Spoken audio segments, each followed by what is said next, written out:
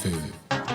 ọ̀rọ̀ Ọlọ́run kéde rẹ̀ pé rìn Síónì kiri kí o sì yí i ká ká lé ìṣọ́ rẹ̀ kíyèsí odi rẹ̀ kíyèsí ààfin rẹ̀ wọ́n ní kí ẹ̀yin kí ó lè máa wí fún ìran àtẹ̀lẹ́yìn wípé Ọlọ́run yìí Ọlọ́run wa ni òun yóò sì máa ṣe amọ̀nà wa títí ikú.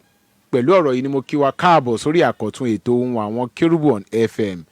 Bí mo ti ń kí wa káàbọ̀ náà ni mò ń ṣèbá ọba tó dáyé, ìbá ọba tó dóhun gbogbo àríró àlá ẹlẹ́rù níyìn, ọba àwọn ọba olúwa àwọn olúwa ológo dídán ẹlẹ́rù níyìn, ọba tó fún wa ní orí ọ̀fẹ́ láti tún wá sórí àkọ́tún ètò Ohun Awon Kerubu on FM ní ọ̀sẹ̀ yìí. Tìrẹ ní ọlá, tìrẹ ní ògo, tìrẹ ní gbogbo agbára ọlá ńlá àti ipá jẹ́ tìrẹ, nítorí pé nínú ìbùkún ńlá yín náà ni a fi wà tí a sì wà láàyè. A dúpẹ́ o, bí a ti ń dúpẹ́ lọ́wọ́ Olódùmarè náà là ń kí gbogbo yín káàbọ̀ níbikíbi tẹ́ ẹ ti ń gbọ́ wá sórí ètò Ohun Awon Kerubu on FM láti iléeṣẹ́ Sweet 107.1 FM ní òkè Tèmídire nílùú Abẹ́òkúta. Ẹ kú àtàárọ̀ wa, kú iṣẹ́ òní, bá a ti ń lọ bá a ti ń bọ̀ láyọ̀ àti àlàáfíà, gbogbo àgbẹ́kẹ̀lé wa yóò já sí ire lórúkọ Jésù.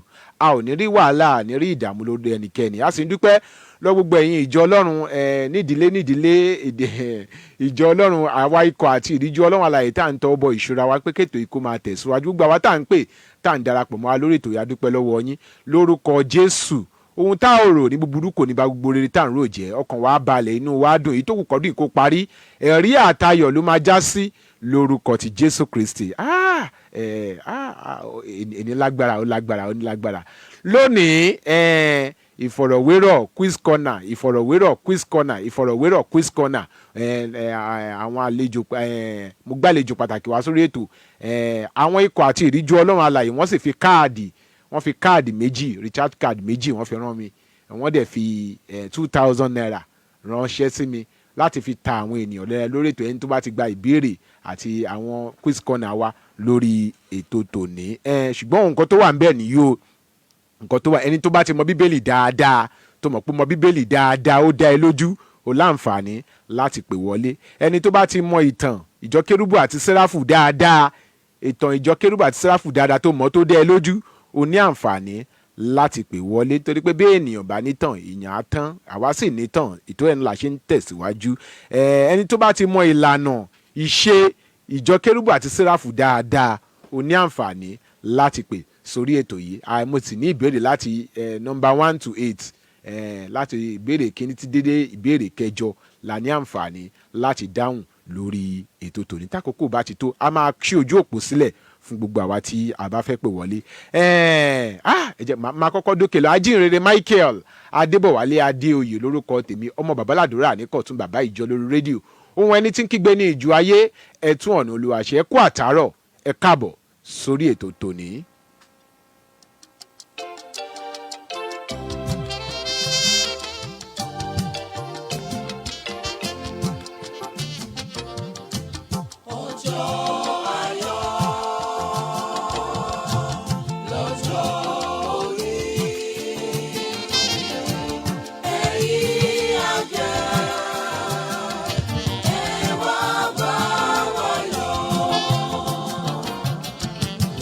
Wow.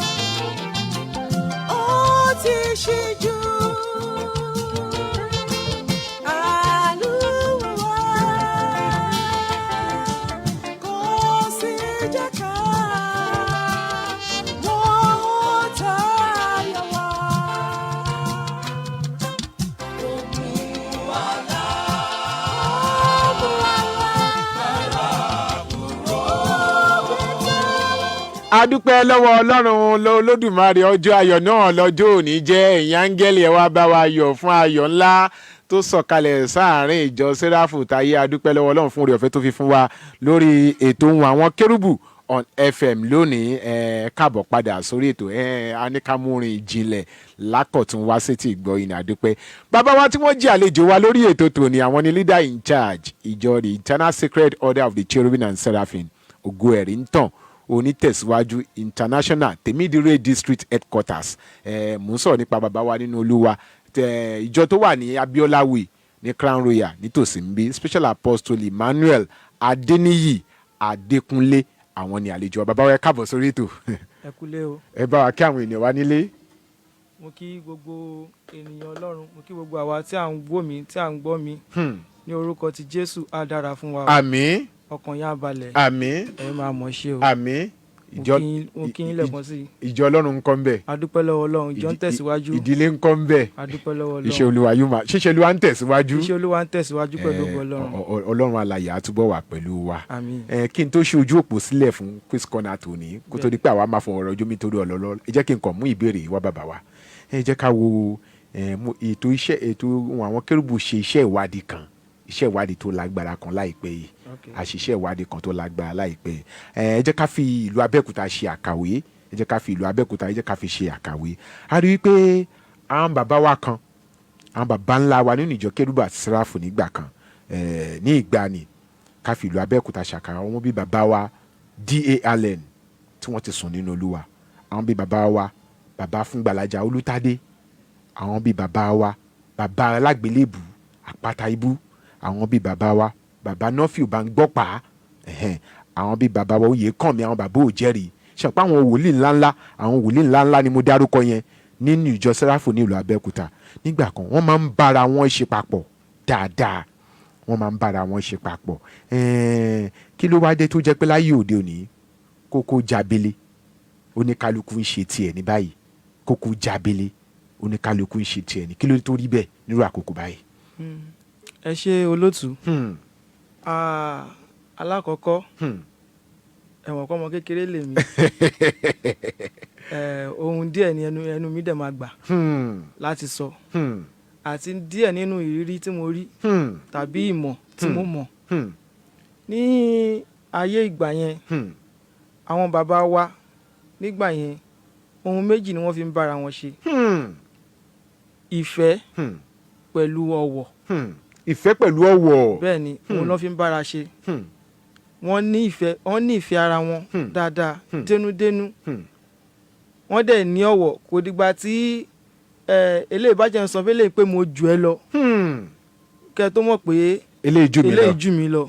so wọ́n ń fi ọ̀wọ̀ yẹn wọ́n fi ń bára wọn ṣe. pàápàá jùlọ wọn kì í wò ó pé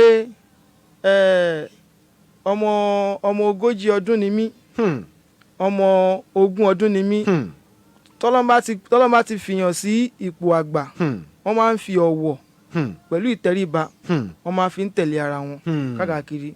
ṣùgbọ́n ṣe rí láyé ní ayé òde òní tá wà ń sìn, tí a ti ń fi ìwé kún iṣẹ́ olúwa. ìwé ti wọ̀. bí ìwé dẹ̀ ṣe wọ̀ yẹn, ọjọ́ orí náà dẹ̀ ti wọ̀.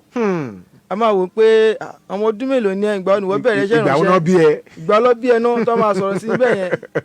àbá tó bí ẹ lọ́mọ gan pàápàá, èmi ni mo ṣe vice chairman fún.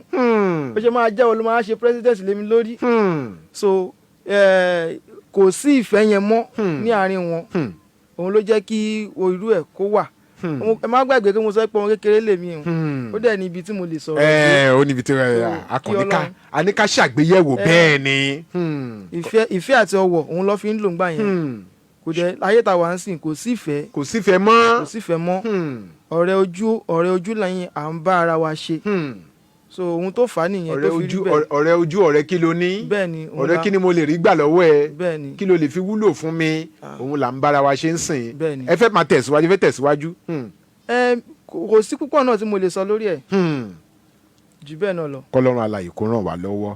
ẹ̀yin èèyàn tẹ́ ẹ wà nílé, mo sọ wípé mo ní káàdì 1,000 naira méjì àti 2,000 naira tí àwọn bàbá wa nínú Olúwa Prophet Kọ́lá Ajíbóyè Gòrà, bàbá wa Prophet Adeniyi Oyèbọ́lá àti bàbá wa prophet Ọláìdé Òkúnnẹ́yẹ tí wọ́n fi rán mi sórí ètò Ohun Àwọn Kérúbù lónìí.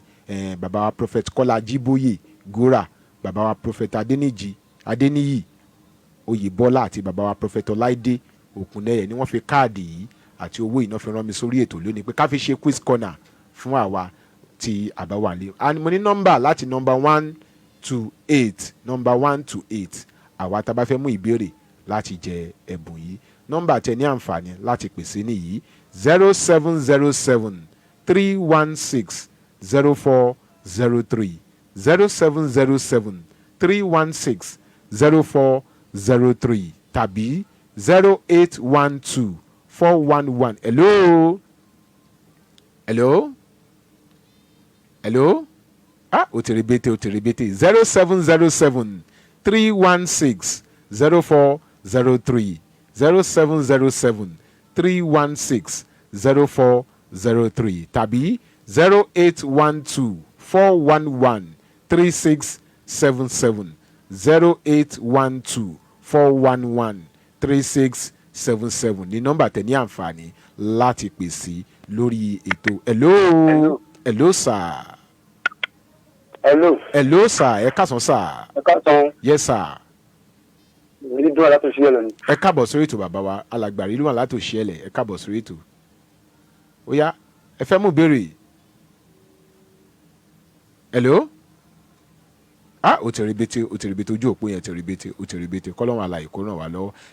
Nọ́mbà tẹ ní àǹfààní láti pèsè ní 0707 316 0403 0707 316 0403 tàbí 0812 411 3677 0812 411 3677.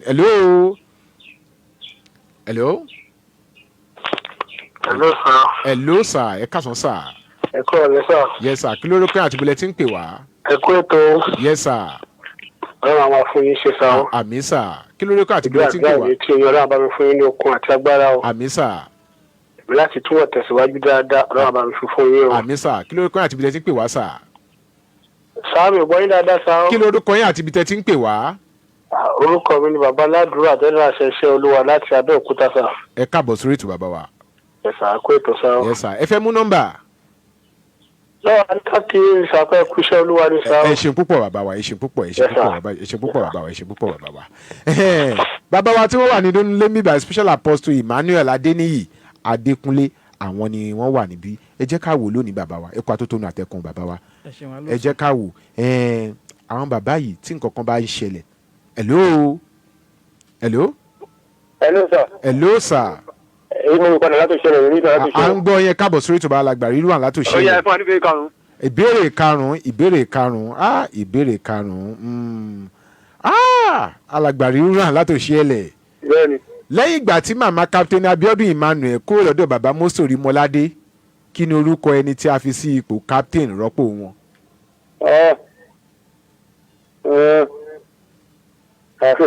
Ẹ lọ pè padà. Ẹ ṣe púpọ̀.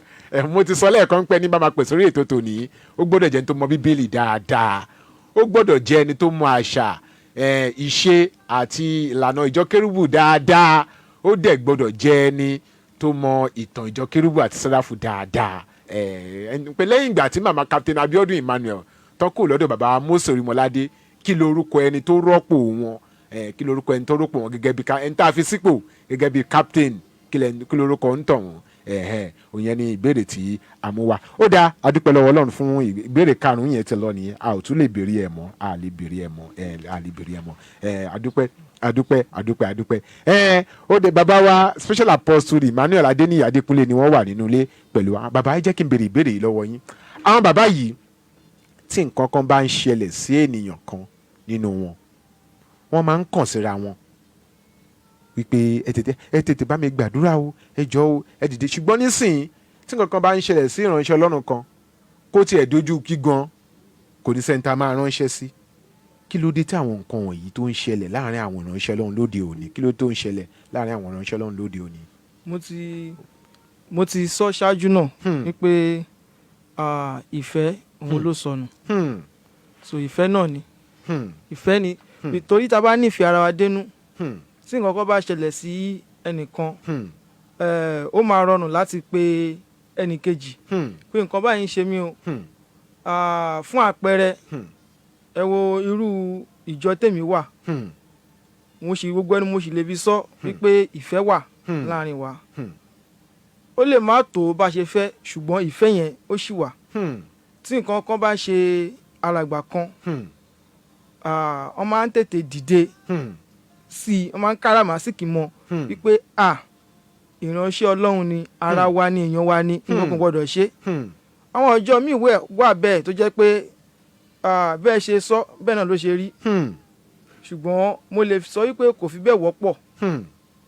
Ìdí tó dẹ̀ fà á ni pé kò sí ìfẹ́. Níbi tí ìfẹ́ bá wà kò ní sí ẹlẹ́yàmẹ̀yà. Ní rí i pé lágbájá kan ó jù mí lọ tàmẹ̀dò ó jù mí lọ. So a máa rìn, Bíbélì ní kí a jọ rìn ní ìrẹ́pọ̀. So a máa rìn ní ìrẹ́pọ̀, a máa tọ́jú ara wa. Kọ́lọ́run àlà ìkóràn ìgbà míì gan pàápàá gan nínú àwọn ìjọ Ọlọ́run tí láàrin àwọn bàbá tó wà ń sìn, kọ́lọ́run kó ràn wá lọ́wọ́ ni. Oníkálùkù ń dùn bí ìpè tiẹ̀ ṣe máa tẹ̀síwájú. Bẹ́ẹ̀ni. Oníkálùkù ń dùn ni pé tèmi ni kó sì máa tẹ̀síwájú mọ́, bí ti tẹlòmí ò bá tẹ̀ tí ì tẹ̀síwájú, kí tèmi ṣáà tẹ̀ sì máa tẹ̀síwájú, kọ́ ṣáà máa rí tèmi níwájú. Àwọn nǹkan iná máa ń pẹ̀lú àwọn nǹkan tí ó máa ń fà á. A ní ìbéèrè láti number 1 to 8, ìbéèrè láti òǹkà kìíní dé ìkẹjọ fún ẹni tó bá fẹ́ gba 2,000 naira àti káàdì méjì 1,000 naira méjì tó wà nílẹ̀ yìí. Hello, ta ló wà ń bẹ̀? Hello. Ẹ káàsán sà, mo ń gbẹ́ yín sà.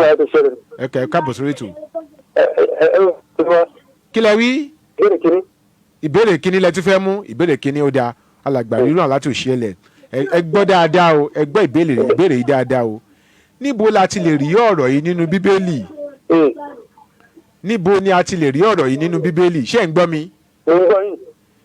Jẹ́ kí ọ̀rọ̀ ẹnu mi àti ìṣàrò ọkàn mi kí ó ṣe ìtẹ́wọ́gbà ní ojú rẹ, Olúwa agbára mi àti olùdáǹdè mi.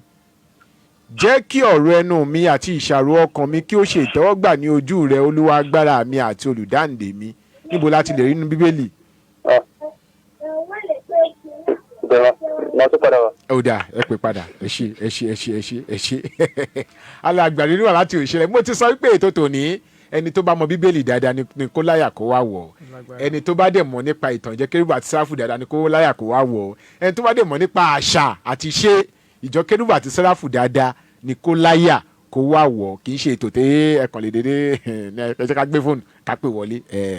Mo sọ 2,000 naira wà ńlẹ̀ àti 1,000 naira tí ó wà ńlẹ̀. Bàbá wa Prophet Kọ́lá Ajíbóyè Gora, Prophet Adeniyi Oyèbọ́lá pẹ̀lú Prophet Ọláìdé Òkúnnẹ́yẹ, àwọn ni wọ́n fi àwọn ìbùn wọ̀nyí ránṣẹ́. Ètò Ohun Àwọn Kérúbù ní FM ló ń lọ lọ́wọ́lọ́wọ́. À ń padà bọ̀, ẹ jẹ́ ká dókè lọ́hùn ká máa wọ iṣẹ́ ìpolówó tó wà nílẹ̀ lọ́lọ́kan òjọ̀kan wá sí ti gbọ̀nyìn. Ẹ ṣé púpọ̀ wípé wà pẹ̀lú wa.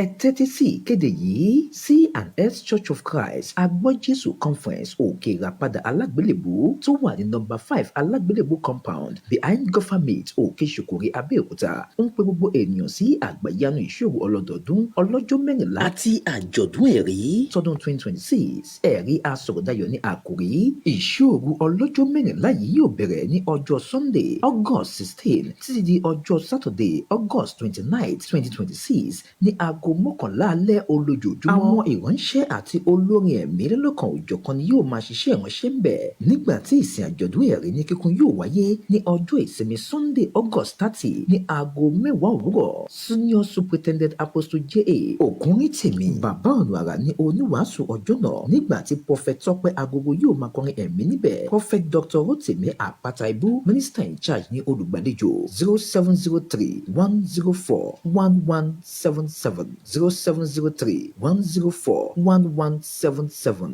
Jésù ni Olúwa. Sweet 107.1 FM.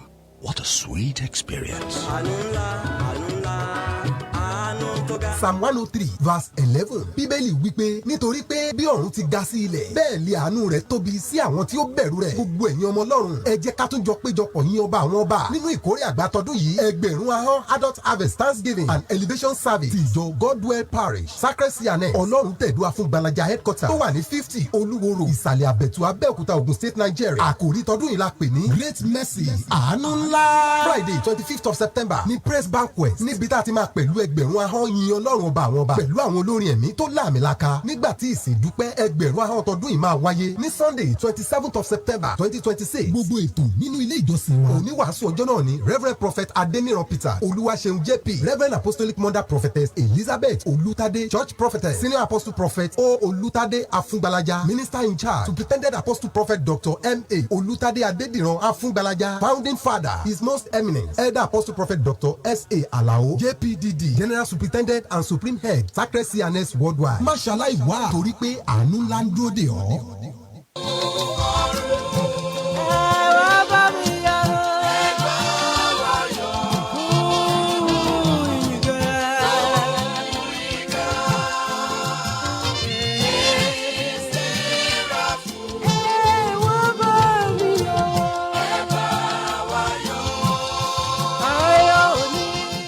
ètò Ohun Awon Kerubu on FM ló ń lọ lọ́wọ́lọ́wọ́ láti ilé iṣẹ́ Sweet 107.1 FM ní òkè tèmídúró nílùú Abẹ́òkúta. Ẹ káàbọ̀ padà wípé àjọ wà ní orí ètò tòní. Bàbá wa nínú Olúwa leader in charge ìjọ the Internal Secret Order of the Cherubim and Seraphim Ògo ẹ̀rí ń tàn onítẹ̀síwájú International Tèmídúró District Headquarters. Bàbá wa Special Apostle Emmanuel Adeniyi Adekunle àwọn ni àjọ wà nínú ilé lónìí tí àjọ ń sọ̀rọ̀ lórí àwọn bàbá tó ti kọjá àwọn nǹkan tá a kíyèsí tí kò dẹ̀ rí bẹ́ẹ̀ mọ́ lónìí. Mo sọ lórí ètò tòní wípé mo ní 2,000 naira àti káàdì 1,000 naira méjì èyí tí bàbá wa nínú Olúwa Prophet Kọ́lá Ajíbóyè Gora, Prophet Adeniyi Oyèbọ́lá àti Prophet Ọláìdé Òkúnnẹ́yà àwọn bàbá wa wọ̀nyí tí wọ́n fi ránṣẹ́ sórí ètò lónìí pé ká fi ta àwọn èèyàn lọ́rẹ. Quiz corner ni láti question 1 to 8 tó bá ti ní àǹfààní láti pè wọlé ó jẹ̀bùn nìyẹn. Ṣùgbọ́n mọ̀ wípé mọ̀ Bíbélì dáadáa o kó o dẹ̀ mọ ìlànà kérúbù àti sẹ́ráfù dáadáa kó o dẹ̀ mọ ìtàn kérúbù àti sẹ́ráfù dáadáa nǹkan tó lè fi jẹ àwọn ẹ̀bùn yẹn nìyẹn. Olódùmarè yóò túbọ̀ yóò ràn wá lọ́wọ́. Bàbá wa ikú atótónu àtẹ̀kan. Jẹ́ ká wò mo jù ẹ lọ nínú iṣẹ́ ìrànṣẹ́ mo jù ẹ lọ nínú iṣẹ́ ìrànṣẹ́ gbólóhùn yìí pọ̀ gan nínú àkókò yìí. Tó bá ti ń di mo jù ẹ lọ nínú iṣẹ́ ìrànṣẹ́ kí ni nǹkan táwọn èèyàn máa ń gbé sọ́kàn tó máa fi ń lo language yẹn mo jù ẹ lọ nínú iṣẹ́ ìrànṣẹ́ mo jù ẹ lọ nínú iṣẹ́ ìrànṣẹ́ kí lè nǹkan àwọn nǹkan tá a rí tá a rò pé àwọn èèyàn máa ń gbé sọ́kàn tó máa fi ń lo language. Ìbéèrè ìdálò ló tún béèrè lọ́wọ́ mi. Mo jù ẹ lọ nínú iṣẹ́ ìrànṣẹ́. Ní tèmi èsì ìgbéraga lèmi máa ń kà á sí. Mo jù ẹ lọ nínú iṣẹ́ ìrànṣẹ́. Mo mọ àwọn tí mo tó. Mo mọ àwọn tí mo jù. Mo mọ àwọn tí mo jù. Àwọn Yorùbá sọ pé ìbàdùjẹ́ mà lọ́jọ́ orí. Téèyàn bá ń sọ pé mo jù ẹ lọ nínú iṣẹ́ ìrànṣẹ́. Mo rí ẹni yẹn bí ẹni tí òye nǹkan kò yé tó. Ọlọ́run ló máa ń fìyàn sí ipò gíga. Fún àpẹẹrẹ ẹ jẹ́ ká wo Sọ́ọ̀lù àti Dáfídì. Sọ́ọ̀lù lè sọ pé òun ju Dáfídì lọ ní gbogbo ọ̀nà. Ṣùgbọ́n ipò tó lọ ń gbé Dáfídì sí ó ju Sọ́ọ̀lù lọ. Ṣé mọ̀ pé ìgbéraga yẹn ìbínú ìgbéraga òun ló wọnú Sọ́ọ̀lù tó fi sọ pé ìwọ ọmọ kékeré yìí ló fẹ́ gbàjọba mọ́ mi lọ́wọ́. So ẹni máa ń sọ wípé mo jù ẹ lọ dákẹ́jáde gbogbo ẹnu sọ̀hún ó bá mi nínú iṣẹ́ ìránṣẹ́ yìí ni. Ìgbà wo ló dé ìgbà wo ló bẹ̀rẹ̀. Ìgbà wo ló ń pè ẹ́. Pàtó ló máa pè àwa ń bẹ̀ náà. Lóòótọ́ wọ́pọ̀ lẹ́nu àwọn ìránṣẹ́ Ọlọ́run púpọ̀ jù. Ṣùgbọ́n ní tèmi ní ìwòye tèmi èsì ìgbéraga ni. Ẹni tọ́lọ́run bá ti fi sípò gíga ẹ jẹ́ ká gbà fún wípé Ọlọ́run ló pè Ọlọ́run ló fi síbẹ̀ ká tẹ̀lé pẹ̀lú ọ̀wọ̀. Ìyẹn ò sọ wípé ìpè tiẹ̀ náà kò dájú. Ìyẹn ò ní pé ẹ wà lẹ́yìn. Ìyẹn ò sọ wípé ìpè tiẹ̀ náà kò nítumọ̀. Ìyẹn ò sọ wípé ká sọ pé nítorí òun wò pé ṣé ẹni léyìí náà ló gbà ló dénà tó wá jọ wà ló bẹ̀rẹ̀ náà tó wọ́n fẹ́ máa ṣe báyìí lé mi lórí ìyẹn ò sọ pé kí wọ́n náà wá di ẹni yẹpẹrẹ níwájú ẹ̀ nítorí pé Ọlọ́run pé Ọlọ́run dẹ̀ fi hàn lákòókò yẹn ni ìwọ náà tó pè wọ́n náà ó fi wọ́n náà hàn ní àkókò tiẹ̀ náà ní àkókò tiẹ̀ náà ni ká má wá rí i pé ìpè tẹnìkan ju tèmi lọ.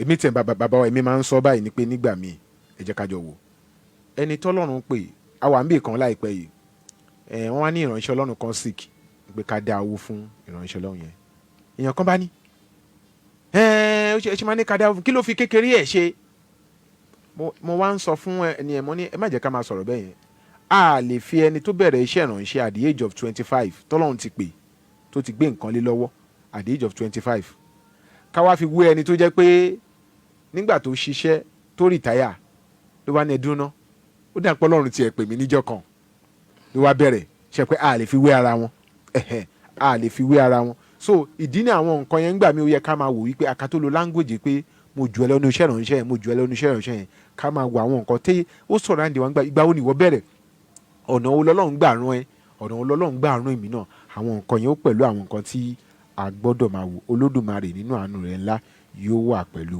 wa ẹ̀yin tí ẹ bá fẹ́ pè wọlé sórí ètò yìí 0707-316-0403 0707-316-0403 tàbí 0812-411-3677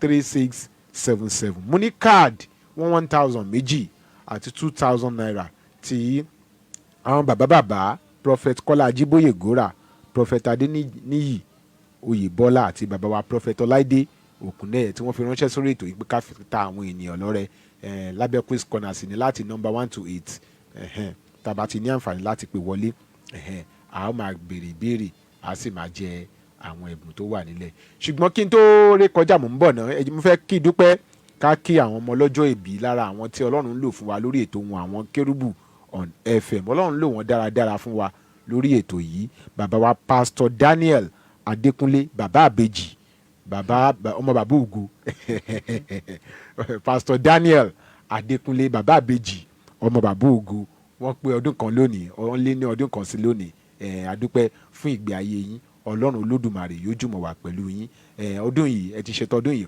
ọdún tó ń bọ̀ wọ́n ní fi ń ṣàwátì wọn sì ní fi ń ṣàwárí ẹ ní sunkún lórí aya ẹ sì ní sunkún lórí ọmọ lórúkọ Jésù bákan náà màmá wa Lady Evangelist Adéọ̀ṣun Ọmọtọ́lání Yétúndé màmá wa Lady Evangelist Adéọ̀ṣun Ọmọtọ́lání Yétúndé òní lọ́jọ́ òbí tàwọn náà àwọn náà lé ní ọdún kan lónìí mọ́mì àgbàdúrà fún yín láṣẹ Olódùmarè àánú Ọlọ́run á wà pẹ̀lú yín ọfà ikú ọfà ìsàn kò ní bá yín o Pastor Daniel Adékúnlé bàbá àbèjì ọmọ àbúgbò ló ní ká bá wọn kí yín lórúkọ Jésù Olúwa yóò pa wá mọ́ ẹ jẹ́ ká tún dókè lọ́n ká mọ́ àwọn iṣẹ́ ìpolówó tó wà nílẹ̀ wá sí ti ìgbọ̀ yẹn ẹ ṣé púpọ̀ ẹ ṣé púpọ̀ ẹ ṣé púpọ̀.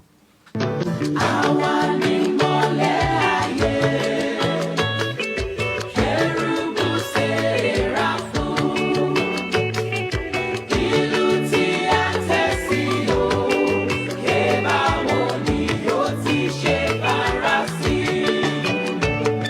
Ẹ tẹ́tí sí ìkéde yìí C&S Church of Christ Agbọ́jésù Conference Òkè Ìràpadà Alágbélébú tó wà ní nọ́mbà 5 Alágbélébú compound behind Government Òkè Ṣòkòrè Abẹ́òkúta ń pe gbogbo ènìyàn sí àgbàyanu ìṣòro ọlọ́dọọdún ọlọ́jọ́ mẹ́rìnlá àti àjọ̀dún ẹ̀rí tọdún 2026 ẹ̀rí asọ̀rọ̀dayọ̀ ní àkòrí ìṣòro ọlọ́jọ́ mẹ́rìnlá yìí yóò bẹ̀rẹ̀ ní ọjọ́ Sunday August 16 títí di ọjọ́ Saturday August 29 2026 ní aago mọ́kànlá alẹ́ olójoojúmọ́. Àwọn ìránṣẹ́ àti olórin ẹ̀mí lọ́lọ́kan òjọ̀kan ni yóò máa ṣiṣẹ́ ìránṣẹ́ ń bẹ̀. Nígbà tí ìsìn àjọ̀dún ẹ̀rí ní kíkún yóò wáyé ní ọjọ́ ìsinmi Sunday August 30 ní aago 10 òwúrọ̀. Senior Superintendent Apostle J.A. Ògúnrìntèmi bàbá ọ̀nà àrà ní oníwàásù ọjọ́ náà nígbà tí Prophet Tọ́pẹ́ Agogo yóò máa kọrin ẹ̀mí níbẹ̀. Prophet Dr. Rotimi Àpáta Ibú Minister in charge ní olùgbàlejò 0703-104-1177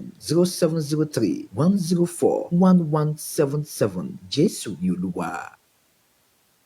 The Christ Church of Cherubim and Seraphim, Glorious City of God, aka Choose Hallelujah, hallelujah, hallelujah. Ìjọ the Christ Church of Cherubim and Seraphim, the glory light of God, tó wà ní Moni Jésù ní Adigbe, fi tìfẹ́tìfẹ́ pé gbogbo ènìyàn sí ibi àjọ̀dún ọdún 25 years silver jubilee, èyí tí a dá ìjọ náà sílẹ̀. Wọ́n pè gbogbo ènìyàn láti wá bá wọn yọ ayọ̀ ọdún ní ọdún yìí, èyí tí àjọ̀dún náà máa wáyé ní September 6 ní ìjọ wa ní Adigbe. Bákan náà ni ọ̀pọ̀lọpọ̀ àwọn ètò lóríṣiríṣi máa lọ nínú ọ̀sẹ̀ àjọ̀dún náà, bẹ̀rẹ̀ láti ọjọ́ Monday. Àṣálẹ́ orin yìí máa wà ní Friday on the 4th, níbi tí àwọn òǹkọrin ẹ̀mí lóríṣiríṣi máa fi orin yìn Ọlọ́run. Wọ́n kí bàbá wa oníwàásù fún ọjọ́ náà, Most Senior Apostle Tóyìn Ṣóríyìnolú káàbọ̀, àti bàbá tí wọ́n jẹ́ olùgbàlejò àgbà fún ìjọ náà tí wọ́n sì jẹ́ olùdásílẹ̀, Venerable Prophet Dr. S.S. Fatoyinbo D.D. Wọ́n pè gbogbo ènìyàn láti wá bá wa yọ ayọ̀ ọdún. Ìkíni àti kéde ìwá láti ọwọ́ ìgbìmọ̀ àjọ̀dún led by Special Apostle Prophet E.O. Ogunaike Baba Ìtìánú. Jésù lolúwa. Sweet 107.1 FM. What a sweet experience. Psalm 103 verse 11 Bíbélì wípé nítorí pé bí ọ̀run ti ga sí ilẹ̀.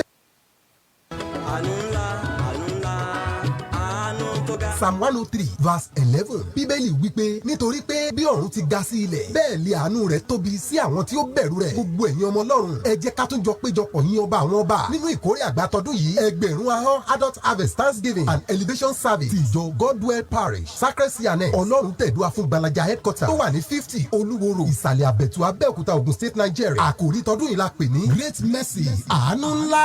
Friday 25th of September ní press banquet níbi tá a ti máa pẹ̀lú ẹgbẹ̀rún ahọ́n yìn Ọlọ́run ọba àwọn ọba pẹ̀lú àwọn olórin ẹ̀mí tó láàmìlaka. Nígbà tí ìsìn dúpẹ́ ẹgbẹ̀rún ahọ́n tọdún yìí máa wáyé ní Sunday 27th of September 2026. Gbogbo ètò nínú ilé ìjọsìn wọn. Oníwàásù ọjọ́ náà ni Reverend Prophet Adeniyi Peter Olúwaṣeun JP, Reverend Apostolic Mother Prophetess Elizabeth Olútádé, Church Prophetess Senior Apostle Prophet O. Olútádé Afúngbalaja, Minister in Charge Superintendent Apostle Prophet Dr. M.A. Olútádé Adédìran Afúngbalaja, Founding Father His Most Eminent Elder Apostle Prophet Dr. S.A. Alao JPDD, General Superintendent and Supreme Head Sacred Sianet Worldwide. Má ṣaláì wá torí pé àánú ńlá ń dúró dè ọ́.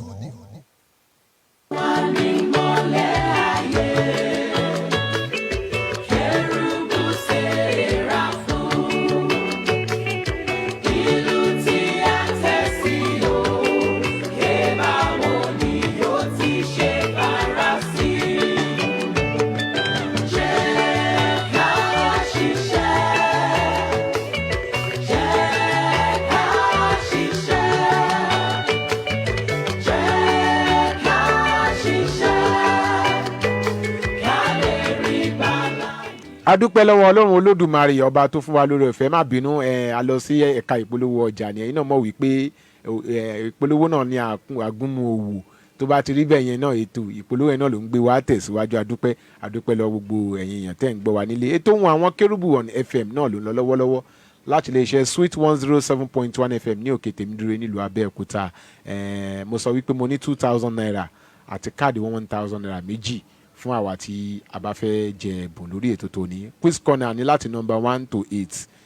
Tó ṣáà make sure pé mo Bible dáadáa, o mọ̀ nípa ìtàn ìjọ Kérúbù àti Séráfù dáadáa, o dẹ̀ mọ̀ nípa ìlànà àti ìṣe ìjọ Kérúbù àti Séráfù dáadáa. Òun làwọn ìbéèrè wọ̀nyí ni wọ́n dá lé lórí. Fún ẹ̀yin tẹ́ bá fẹ́ pè wọlé sórí ètò 0707 316 0403 0707 316 0403 tàbí 0812 411 3677 0812 411 3677. Bàbá wa Special Apostle Emmanuel Adeniyi Adekunle ni àjọ wà nínú ilé níbi bàbá wa. Kí ni ọ̀rọ̀ àmọ̀ràn ẹwọ́ bí ìjọ Ọlọ́run ṣe lé ní pàápàá ìjọ aláṣọ funfun? Kí ni ìjọ Kérúbù àti Séráfù ní gbogbo àgbáyé? Kí ni ọ̀rọ̀ àmọ̀ràn yín sí gbogbo ìjọ Kérúbù àti Séráfù gbogbo àwọ̀ ọ̀dọ́ nínú ìjọ náà? Kí ni ọ̀rọ̀ àmọ̀ràn yín lápapọ̀?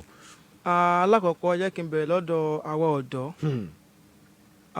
Gẹ́gẹ́ bí èmi náà ṣe jẹ́ gẹ́gẹ́ bí kan lára ọ̀dọ́ tí mo jẹ́ ọ̀dọ́. Bá ṣe jẹ́ kan lára àwọn ọ̀dọ́. Bẹ́ẹ̀ ni ó ní àṣà kan tí wọ́n máa ń dá, ọ̀rọ̀ kì í sọ pé táwọn ọ̀dọ́ máa ń dá. A máa ní youth are the leaders of tomorrow. Èmi ní tèmi o, èmi máa ń sọ wípé youth are the leaders of today.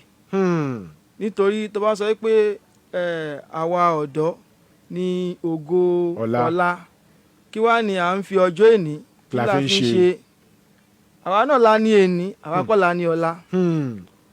Tí ìjọba ń dàgbà, ọ̀dọ́ ẹ lọ wò dáadáa, ọ̀dọ́ tó wà nínú ìjọ yẹn ni. Tí ìjọ kan bá ń gbèrú, tí ìjọ ń dàgbà, ọ̀dọ́ tó wà ń bẹ̀ ẹ ni. wo àwọn ọ̀dọ́ tó wà ń bẹ̀. Tí ìjọba dẹ̀ tún ń dàgbà bákan náà, ẹ wo àwọn ọ̀dọ́ tó wà ń bẹ̀. Ọ̀dọ́ ló ní ìjọ. Ọ̀dọ́ ọwọ́ ayé ta wà ń sìn yìí, innovation era ni. So tí ọ̀dọ́ bá ti kùnà láti máa ṣe àwọn ohun tuntun nínú ìjọ yẹn ò lè tẹ̀síwájú. Ọ̀tọ̀ ọ̀dọ́ bá bẹ̀rẹ̀ sí ni máa gbé àwọn wá ní dádì wa nínú Olúwa, dádì àwọn kan báyìí ló tún trend sí ẹ jẹ́ ká tún gbé ẹ jẹ́ ká ṣe báyìí tó dẹ̀ bá ti Kristi mu bẹ́ẹ̀ ni tó bá tọlọ́run mu tó dẹ̀ máa mú ìtẹ̀síwájú wá sí ìjọ a máa ṣe. Ṣùgbọ́n táwọn pé ọ̀dọ́ ni wá àwọn fẹ́ wà enlightening sí àwọn nǹkan kan àwọn náà máa wà lójú kan ni. Èmi máa ń gbàdúrà pé Ọlọ́run ò ní jẹ́ kí n wà lójú kan. Àmín. Ọlọ́run ò ní jẹ́ kí mi náà wà lójú kan. So fún gbogbo àwọn ọ̀dọ́ ẹ jẹ́ ká jí gìrì ká mú iṣẹ́ yẹn lówùkúdù ká mú àwọn ohun tuntun tó bá ti Ọlọ́run mu ká mú wọnú ìjọ kí ìjọ kó lè máa tẹ̀síwájú sí. Fún àwa ìjọ Ọlọ́run náà. Àwa ìjọ Ọlọ́run. àwa bàbá tá a ní ìjọ ẹ jẹ́ ká gba àwọn ọ̀dọ́ láàyè láti ṣiṣẹ́ nínú ìjọ. Àwọn olórí ìjọ mi ò fẹ́ kí ọ̀dọ́ kó gbèrú kó ṣiṣẹ́ nínú ìjọ. Ọ̀dọ́ mi wà tí wọ́n pé nǹkan tó fẹ́ ṣe wà nínú ẹ̀ kò ní lè ṣe. Àrà tọ́lọ́run gbé sí nínú láti dá nínú ìjọ. Bẹ́ẹ̀ ni kò ní lè ṣe kò ní lè tẹ̀síwájú náà. Bọ̀ tó bá ti ń gbé wá ní bàbá yẹn máa sọ pé olórí ìjọ máa ní ṣé nǹkan tó fẹ́ ṣe yẹn ó fẹ́ gbàjọ́ mọ́ mi lọ́wọ́. Ó fẹ́ gbàjọ́ mọ́ mi lọ́wọ́, ó fẹ́ pàlànà dà. Ó fẹ́ pàlànà dà mọ́ mi lọ́wọ́. Èmi ò lè mí ìdẹ̀ nígbà yẹn kọ́ pàlànà dà mọ́ mi lọ́wọ́. Irú ìjọ bẹ́ẹ̀ wọ́n máa wà lójú kan ni. Ó máa wà lójú kan ni. So máa rọ àwa olórí ìjọ ẹ jẹ́ kí a gba àwọn ọ̀dọ́ láàyè ní abẹ́ ìtọ́ni wa. Ẹ jẹ́ ká fìyẹn kún kí yẹn wà lábẹ́ ìtọ́ni àwọn bàbá. Bẹ́ẹ̀ ni. Ká gba àwọn ọ̀dọ́ láàyè. Lábẹ́ ìtọ́ni àwọn bàbá ká gba àwọn ọ̀dọ́ yẹn láàyè láti ṣiṣẹ́. Torí ẹ̀mọ̀kọ́ ọ̀dọ́ ni wá. Àwọn abẹ́ ṣe àwọn nǹkan míì tó ti ju nǹkan tí a fẹ́ ṣe lọ. Ṣùgbọ́n àwọn tó jẹ́ olórí wa wọ́n gbọ́dọ̀ máa pè wá sákèsí pé kí ni ìtẹ́ fẹ́ ṣe yìí ó wà òkè ó dára. Ṣùgbọ́n a máa gbà yín ní ìmọ̀ràn pé ẹ ṣe báyìí ẹ ṣe báyìí ẹ ṣe báyìí abẹ́ ìtọ́ni wọn ni. A lè jẹ́ kí nǹkan tí a fẹ́ ṣe yẹn kó lè tèjọ́ kó dára dáadáa. Ọlọ́run alààyè á ràn wá lọ́wọ́. Ṣe tẹ̀ tó wá rí àwọn láìpẹ́ yìí níbi tí mo ti ń ṣiṣẹ́ ìwádìí káàkiri tètò ì ti ń ṣiṣẹ́ ìwádìí mo bá ìjọ kan wọ́n ní wọ́n ti lé ní 32 years wọn ò ní church account. Wọ́n ti lé ní 32 years wọn ò ní church account. Ọ̀dọ́ kan wà ń bẹ̀ ó lóun sa ipá wípé àwọn náà fẹ́ tún church yẹn kọ́. Wọ́n wá ní òkè wá lọ bá wọn bá àwọn tó lẹ́nu lọ́rọ̀ láwùjọ pé ràn wá lọ́wọ́ fún church yẹn ràn wá lọ́wọ́ fún church yìí. Ó dà àwọn ẹ lọ mú church account wọ́n gbà tó máa má account the personal account náà mú dé. Account olùṣọ́ àgùntàn. Ní àwọn tó fẹ́ fún wọn ló sọ pé àwọn ò lè fún yín lówó sínú account yìí àfi kẹ́ ẹ open church account. Ní alàgbà bá ní 30,000 naira ti pọ̀ jù fáwọn láti lọ fi open account. Ṣé wọn pé nǹkan tó gbé ọ̀dọ́ yìí kúrò ní church yìí nìyẹn láti fi kí ọ̀rọ̀ yín lẹ́yìn wípé ó yẹ kí a máa gba àwọn ọ̀dọ́ láyè nínú ìjọ tán bá gbé àìdíà wá ó yẹ kájọ wò sọ́tún káwò sósì wípé àìdíà tán mú wá yìí ó yẹ kájọ ṣe kíni kájọ máa wò lọ́tún àti lósì lórúkọ Jésù wàhálà àti ìdààmú kò ní ṣẹlẹ̀ nínú ìjọ wa ojú òní tì wá. Káàdì 1,000 naira méjì máa ń lọ pẹ̀lú 2,000 naira tí bàbá wa nínú Olúwa Prophet Kọ́lá Jíbóyè Gòrà Prophet Adeniyi Oyèbọ́lá àti bàbá wa Prophet Ọláìdé Òkúnnẹ́yẹ ti ìjọ C&S Movement Church Efata City tí wọ́n fi ránṣẹ́ sí orí ètò tòní ó máa ń lọ fún àwa tí question 1 to 8 ni question tó wà nílẹ̀ fún wa láti dáhùn question 1 to 8 0707 316 0403 0707 316 0403 tàbí 0812 411 3677 ní nọ́mbà tẹ̀ ní àǹfààní láti pèsè 0707 316 0403 tàbí 0812 411 3677 ní nọ́mbà tẹ̀ ní àǹfààní láti pèsè lórí ètò Ohun Àwọn Kérúbù on FM tòní adúpẹ́ fún orí ọ̀fẹ́ ìjọba bá ń gbórin sókè bá ń gbórin sókè bá ń gbórin sókè bá ń gbórin sókè.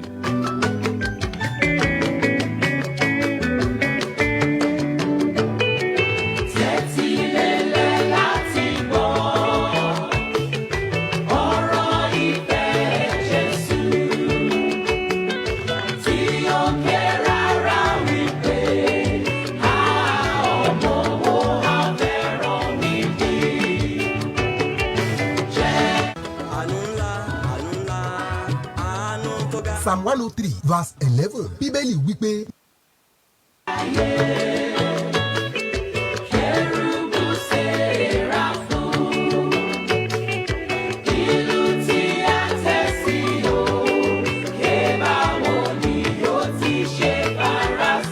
ìjọ the Cathedral Church of Christ àwámárìdí tó wà ní Daleko Village eléwéran sawmill Abẹ́òkúta Ogun State ń pe gbogbo ènìyàn síbi ayẹyẹ ìkórè ẹlẹ́ẹ̀kẹrìndínlógún irú rẹ̀ tí yóò wáyé nínú ìjọ náà lọ́jọ́ Sunday ọgbọ̀njọ́ oṣù kẹjọ ọdún 2026 tá a wà yìí pẹ̀lú àkòrí Ọlọ́run dára sí àwọn tó dúró dè. Bẹ́ẹ̀ ni ètò ìsọjí ọlọ́jọ́ mẹ́ta yóò wáyé nítorí àjọ̀dún náà bẹ̀rẹ̀ láti ọjọ́ 24 sí ọjọ́ 26 oṣù yìí ní dédé aago 5 ìrọ̀lẹ́ lójoojúmọ́. Àwọn onísọjí ni Special Mother in Israel Prophetess F.A. Adeyemi, Pastor Elijah Obadimu àti Special Apostle Sẹ̀san Israel Akínọlá. Oníwàásù ọjọ́ náà ni Venerable Superior Evangelist Prophet Michael Ọláolúwálékan Bàbá Ìyanu láti ìjọ CCC Mọ́níyà Area Headquarters Ìbàdàn lábẹ́ alákòóso àgbà ìjọ náà Reverend Apostle Mother Prophetess Dr. Ruth Ẹ̀rídayọ̀ Ọládépúpọ̀. Fún ìtọ́ni ẹ pè sórí 08038362909. Olùkéde ìgbìmọ̀ àjọ̀dún. Ìjọ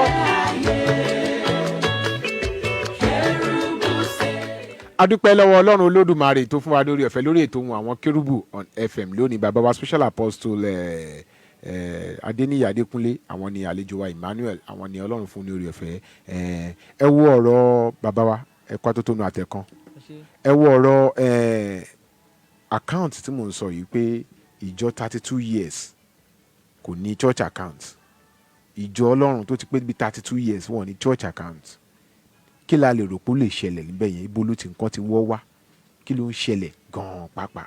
ẹ ṣe church management ló sọnù. ìṣàkóso ìjọ ṣe rí tá a bá ń sọ̀rọ̀ nípa ìṣàkóso ìjọ kò ń ṣe ohun tí hello èèyàn gbọ́dọ̀ fi. hello Hello. ẹ káàsán sáà. Hello. ẹ káàsán sáà. Ẹ káàsán. kí lorúkọ yẹn àti bulẹ̀ tí ń pè. Ẹ̀pẹ̀lẹ́ kú iṣẹ́ Olúwa. yes sir ètò Ohun Àwọn Kerubu. Àdúrà ó gbà. àmín sir kí lorúkọ yẹn àti bulẹ̀ tí ń pè wá. Mo fẹ́ mú nọ́mbà ni. ẹ fẹ́ mú nọ́mbà ó yẹ mú nọ́mbà láti number 1 to 8 number 1 to 8 ẹ mú nọ́mbà láti number 1 to 8. Hello. ẹ mú nọ́mbà láti number 1 to 8. Okay, number 2. number 2 ṣọmọ Kérúbù àti Séráfù ní. Sá. ṣọmọ ìjọ Kérúbù àti Séráfù ní. ṣọmọ ìjọ Kérúbù àti Séráfù ní. Ìjọ Kérúbù àti Séráfù. ṣọmọ ìjọ Kérúbù àti Séráfù ní yín. Bẹ́ẹ̀ni. kí lórúkọ alàgbà yín. Apostle Lílé Àìná. ó dà ẹ gbọ́ ìbéèrè yìí dáadáa o ẹ gbọ́ ìbéèrè kejì tẹ́ mú yìí dáadáa o. nínú iṣẹ́ ìsìn àti ìlànà ìjọ Kérúbù àti Séráfù aago tí aṣíwájú ìsìn máa ń lù lẹ́ẹ̀mẹ́ta nígbà tí a bá fẹ́ bẹ̀rẹ̀ ìsìn kí ni ó wà fún. Láti kọ́ àtẹ́sán gbogbo ọmọ ìjọ wípé ìsìn bẹ̀rẹ̀ ìpèsè ìsìn tó túmọ̀. ó dà tó bá jẹ́ pé ẹ gbà á láti kọ́ attention gbogbo ọmọ ìjọ wípé ìsìn bẹ̀rẹ̀ tó bá parí ẹ máa bá wa lọ lórí ètò tẹ́ bá gbà á jẹ́ kẹ́ mọ̀ tẹ́ bá gbà á jẹ́ kẹ́ mọ̀ tá a gbà yọrọ o láti kọ́ attention ẹ bá ń gbóríyìn sókè wá ń gbé sókè wá ń gbé sókè wá ń gbé sókè.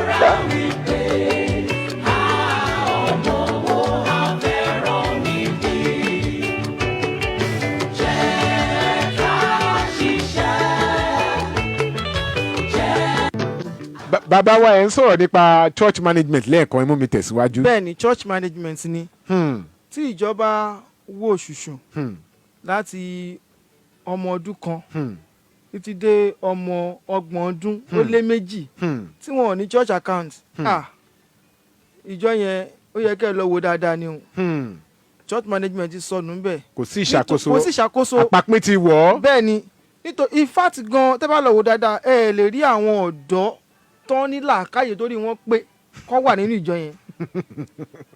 bẹ́ẹ̀ ni nítorí pé níbẹ̀ ẹ wọ ẹjẹ́ fún àpẹẹrẹ ní ọjọ́ kan ìjọ wa àwa tẹ̀ a ti ní account táwọn operate bọ̀ kì í ṣe pé gbogbo ọmọ ìjọ ló máa lọ́sọ̀ mọ̀ pé ìjọ ní account. ó dà. so ọmọ ọ̀dọ́ kan wá dé sínú ìjọ yẹn àwa ń ṣe ìpàdé nínú ìjọ lọ́wọ́ wọ́n bá ní ó bá náwó sókè pé òun ní lábẹ́ ọ̀rọ̀ aob ó bá dìde ó bá náwó sókè pé ẹ jọ dádì ó nàka ní dádì ẹ jọ mo ní ìbéèrè ó ní kí ni ìbéèrè ẹ ó ní ǹjẹ́ church ní auditor tó máa audit account wa ojú gbogbo wa ojú gbogbo wa wò rárá pé irú ìbéèrè lè ó ní nítorí pé báyẹn ṣe meeting yìí ó yẹ kí financial report kó wà lórí table alàgbàjọ yẹn ní ohun tó ṣẹlẹ̀ ni pé account wà fún ìjọ financial account ìjọ yìí náà ó dẹ̀ wà pẹ̀lú ògo Ọlọ́run tá a bá ń bọ̀ nípàdé tó ń bọ̀ a máa mú wa títí dòní olónìí tí olórí ìjọ tó bá fẹ́ enjoy iṣẹ́ ìránṣẹ́ dáadáa nínú ìjọ ó gbọ́dọ̀ fi àwọn ọmọ ìjọ lẹ̀ kán wà ní ìṣàkóso àwọn ibì kọ̀ọ̀kan nínú ìjọ òun ló máa jẹ́ kí òun náà kó lẹ́nu ọ̀rọ̀ nínú ìjọ yẹn. nínú ìjọ ọlọ́run àlàyé àná ṣé ìjọ mi tiẹ̀ ń ṣèpàdé débi tó máa ní wọ́n fẹ́ ní statement of account àbí wọ́n fẹ́ ní financial account ìjọ mi ò tiẹ̀ ṣèpàdé wọ́n alágbà báyìí wọ́n á ti ṣe tí wọ́n á ti bẹ̀rẹ̀ sìn báyìí tí wọ́n á ti gbẹ̀ báyìí wọ́n kó sínú tírèènì yẹn ń gbé wọ́n ní yàrá alágbà lọ nìyẹn mo ṣe dá ṣọ́ọ̀ṣì mi lẹ̀. tí alágbàjọ yẹn bá ní tó bá nóun fẹ́ ná 30,000 lọ́la kò lè béèrè lọ́wọ́ àwọn ọmọ ìjọ torí tó bá béèrè wọ́n á sọ fún un pé ṣe owó tà ń da bẹ́yìn ni. kò ní rọrùn láti béèrè ìtẹ̀síwájú gan-an ní báyìí iṣẹ́ ìdàgbàsókè gan-an ní báyìí ìjọ yẹn kò ní báyìí ìjọ yẹn Olódùmarè á ràn wá lọ́wọ́. káàdì méjì 1,000 méjì pẹ̀lú 2,000 naira tí bàbá wa prophet Kọ́lá Ajíbóyè Gòrà prophet Adeniyi Oyèbọ́lá àti bàbá wa nínú Olúwa prophet Ọláìdé Òkúndẹ́yẹ fi rán mi sí wa a ní àǹfààní láti mú question number 1 to 8 mo sọ wípé ẹni tó bá ti mọ Bíbélì dáadáa ẹni tó bá mọ àṣà àti ṣe ìjọ Kérúbù àti Séráfù dáadáa àtẹni tó bá mọ ìtàn Kérúbù àti Séráfù dáadáa àwọn ni wọ́n lè dáhùn ìbéèrè tó wà nílẹ̀ yìí nọ́mbà tẹ̀lé àǹfààní láti pè sí 0707 316 0403 0707 316 0403 tàbí 0812 411 3677 0812 411 3677 ní nọ́mbà tẹ́ ní àǹfààní láti pèsè lórí ètò Ohun Àwọn Kerubu. Hello. O ti rebete 0707 316 0403 0707 316 0403 tàbí 0812 411 3677 0812 411 3677 ní nọ́mbà tẹ́ ní àǹfààní láti pèsè láti mú nọ́mbà láti nọ́mbà 1 to 8 lórí ètò Ohun Àwọn Kerubu on FM lónìí. Olódùmarè á ràn wá lọ́wọ́ ó dà Olódùmarè á ràn wá lọ́wọ́. Adẹ̀dúpẹ́ lọ́wọ́ gbogbo ẹni tẹ́ wà lójú òpó ìbánidọ́rẹ̀ẹ́ Facebook alàgbà Káyọ̀dé Akíọ́lá. hello ẹ kásán sáà. à ń gbọ́ yín sáà ẹ kásán sáà. ẹ pẹ́ tó. yes sir kí lórúkọ àti ìbílẹ̀ tí ń pè wá.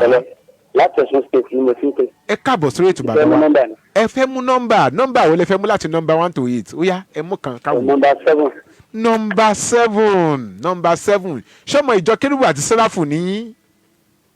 bẹ́ẹ̀ni. ọmọ ìjọ Kérúbù àti Séráfù tọkàntọkàn ní. bẹ́ẹ̀ni. ẹ gbọ́ ìbéèrè yìí dáadáa o. tùràrí tí àwa ìjọ Kérúbù àti Séráfù máa ń fín nínú iṣẹ́ ìsìn wa. tùràrí tí àwa ìjọ Kérúbù àti Séráfù máa ń fín nínú iṣẹ́ ìsìn wa. kí ló wà fún? àti àtúntì àwọn màláìka ní sáàrin wa pé kí wọ́n bá wa jọ́sìn yẹn nítorí pé ọlọ́run fẹ́ràn dídùn. a fi attract àwọn màlẹ́kà sáàrin wa ọ̀dà ẹ máa bá wa kọ́lẹ̀ ẹ máa bá wa kalẹ̀ ẹ máa bá wa kalẹ̀ lórí ètò ẹ máa bá wa kalẹ̀ lórí ètò tẹ bá gbà ẹ̀ mọ̀ tẹ bá gbà ẹ̀ mọ̀ tẹ bá gbà ẹ̀ mọ̀ tẹ bá gbà ẹ̀ mọ̀ bá ń gbórin sókè yìí. ìlú tí a tẹ̀ sí o kébà wo ni yóò ti ṣe bára sí jẹ́ ká ṣiṣẹ́ jẹ́ ká ṣiṣẹ́ jẹ́. ìjọ the cathedral church of christ àwámárìdí tó wà ní daleko village eléwéran sawmill abẹ́òkúta ogun state ń pe gbogbo ènìyàn síbi ayẹyẹ ìkórè ẹlẹ́ẹ̀kẹrìndínlógún irú rẹ̀ tí yóò wáyé nínú ìjọ náà lọ́jọ́ sunday ọgbọ̀njọ́ oṣù kẹjọ ọdún 2026 tá a wà yìí pẹ̀lú àkòrí ọlọ́run dára sí àwọn tó dúró dè.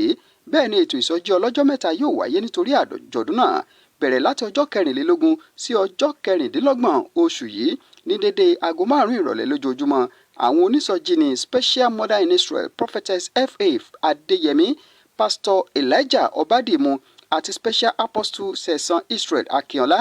oníwàásù ọjọ́ náà ni venerable superior evangelist prophet michael ọláolúwalẹ́kan bàbá ìyanu láti ìjọ ccc mọ́níyà area headquarters ìbàdàn lábẹ́ alákòóso àgbà ìjọ náà reverend apostle mother prophetess dr ruth ẹ̀rídayọ̀ ọ̀làdìpúpọ̀.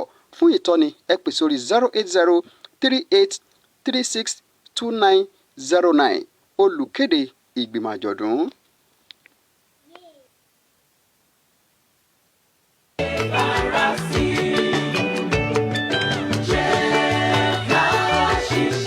a dúpẹ́ lọ́wọ́ olódùmarè fún orí ọ̀fẹ́ tó fún wa lórí ètò Ohun Àwọn Kérúbù lónìí. ayọ̀ ọkàn ló jẹ́, ìdùnnú ló jẹ́, ìfọkànbalẹ̀ ló jẹ́ fún mi lórí ètò tòní. pé ọlọ́run fún wa lórí ọ̀fẹ́. àwọn ìbéèrè tó ń jáde níbẹ̀ ó lágbára ó lágbára. a ní tùràrí tí àwa ìjọ Kérúbù àti Séráfù máa ń fín nínú iṣẹ́ ìsìn wa kí ló wà fún lára àwọn ìbéèrè tá a béèrè lórí ètò tòní nìyẹn. a sì béèrè wípé lẹ́yìn ìgbà tí màmá Captain Abiodun Emmanuel kúrò lọ́dọ̀ bàbá Mọ́sórí Mọ́ládé kí ni orúkọ ẹni tí a fi sí ipò captain rọ́pò wọn. ìyẹn jẹ́ ìkejì àwọn nǹkan àwọn ìbéèrè yẹn tá a ti béèrè lórí. ìkẹta bẹ̀ ni pé nínú iṣẹ́ ìsìn àti ìlànà ìjọ Kérúbù àti Séráfù aago tí aṣíwájú ìsìn máa ń lù ní ẹ̀ẹ̀mẹ́ta nígbà tí a bá fẹ́ bẹ̀rẹ̀ ìsìn kí ni ó wà fún. a ti béèrè yẹn náà. a ti wá béèrè wípé níbo ni a ti lè rí ní ọ̀rọ̀ yìí nínú Bíbélì. jẹ́ kí ọ̀rọ̀ ẹnu mi àti ìṣàrò ọkàn mi kí ó ṣe ìtẹ́wọ́gbà ní ojú rẹ Olúwa agbára wa àti olùdáǹdè wa. ìyẹn ni àwọn question tí a béèrè lórí ètò lónìí. bàbá wa ó yá ní ṣókí kí ni ọ̀rọ̀ àmọ̀ràn sí gbogbo àwa kìrìsìtẹ́nì ní irú ọlá àkókò yìí ó yá.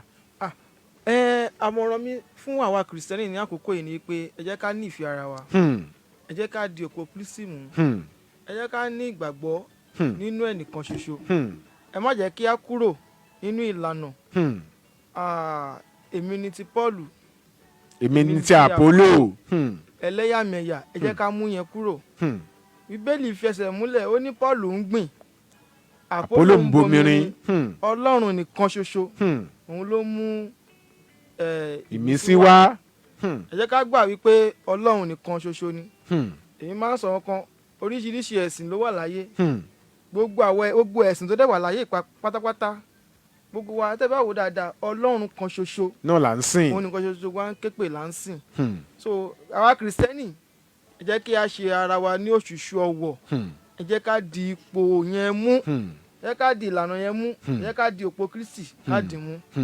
ó dà kẹ́ tó máa lọ gbàdúrà fún wa lórí ètò ìníṣókè àti gbogbo ọkàn tó ń gbọ́ yín nílé.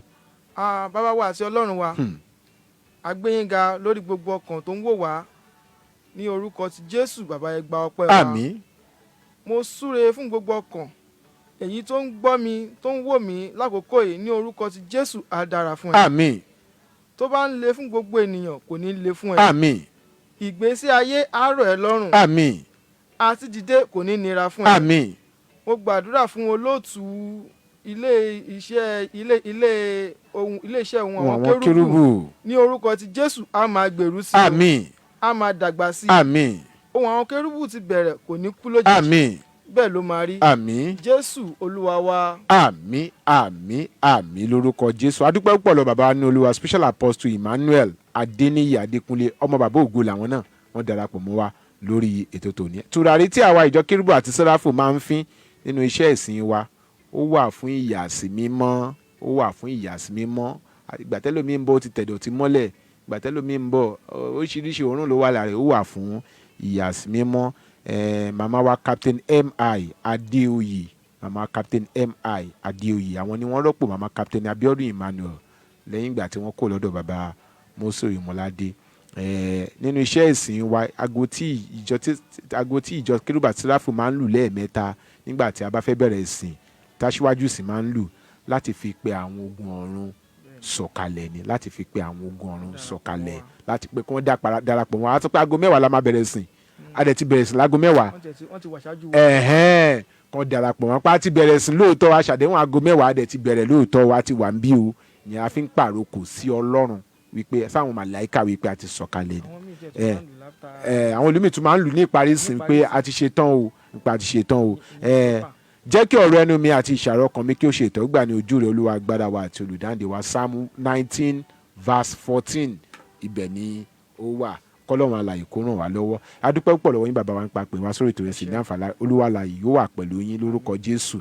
Ẹ jẹ́ kí n máa fèyí ṣe lọ lórí ètò Ohun Àwọn Kérúbù lónìí. Ẹ jẹ́ kí n máa fèyí ṣe lọ. Màá tún kó ẹ̀bùn yẹn wá lọ́sẹ̀ tó ń bọ̀ láṣẹ Ọlọ́run alààyè. Ọlábùsí àjọ wà níbí, ọmọ ògo ẹ̀rí, ọmọ ọlọ́jà àjọ wà níbí ni.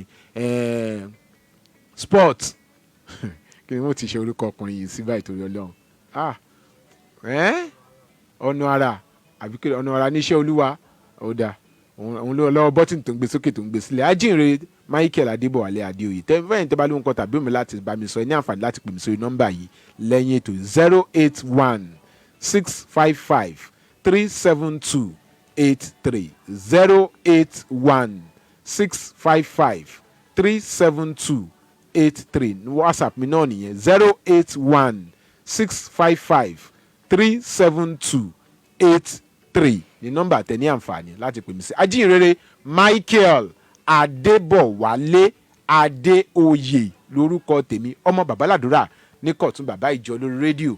Ohun ẹni tí kígbe ní ìjọ ayé ẹ̀tún ọ̀nà Olúwaṣẹ́. A ó fayọ̀ pàdé lórí ètò Ohun Àwọn Kérúbù on FM lọ́sẹ̀ tó ń bọ̀ láṣẹ Ọlọ́run ọ̀gá ògo. Títí ọ̀sẹ̀ tó ń bọ̀ tá a fi pàdé, ẹ wà lálàáfíà lórúkọ Jésù.